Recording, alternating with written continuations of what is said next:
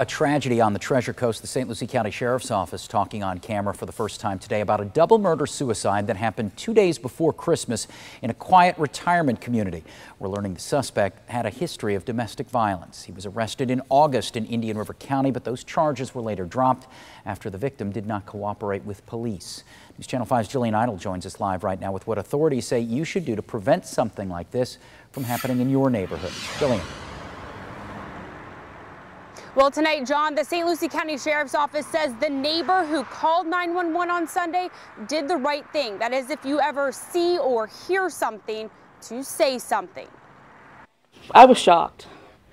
It was very shocking. People in this northern St. Lucie County retirement community still processing the scene that played out here just 2 days before Christmas. When I went home Monday afternoon, I was a little unnerved because, you know, you're just not used to something like that happening in a little place like this. 53-year-old Mark Holland shot and killed his 58-year-old wife Renee and her father, 84-year-old Rudolph Realm, around 6:40 Sunday night before turning the gun on himself. The female had some of her belongings and was headed out. She was fleeing the area and was yelling, according to what the neighbors. A neighbor called 911 for help, but unfortunately, by the time deputies arrived, the door was open.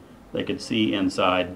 There was a female that was deceased inside. And the suspect, who later died at a nearby hospital from a self-inflicted gunshot wound. He was very uncooperative, combative with them. Now, 3 days later, a statue of an angel along with flowers has been placed on the doorstep by neighbors who didn't know the family well, but are shocked and saddened to learn what transpired. They seemed like a really happy couple. They just moved into this area. They haven't even lived here a year. And sadly, the St. Lucie County Sheriff's Office says this is the 7th domestic-related death here in the county this year. They want to remind you tonight there are free resources available and that you could always call 211. Live tonight in St. Lucie County, Jillian Idle, WPTV News Channel 5.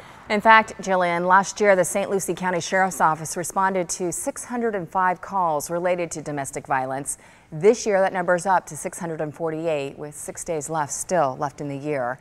Back in 2016, the most recent year of collected data, 105,000 crimes of domestic violence were reported to Florida law enforcement, resulting in 63,000 arrests. We know 1 in 3 women and 1 in 4 men have experienced some form of violence by a partner, and 72% of all murder-suicides involved with an intimate partner.